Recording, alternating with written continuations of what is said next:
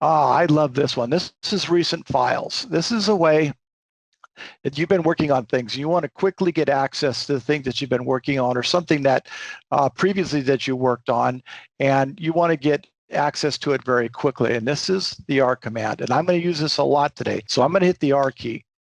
So with the R key, it brings up, these are things that I have pinned so that, first thing I want to do, let's go to the menu. Let's see what it is. So File, Open Recent, Browse Recent Files, and there it is.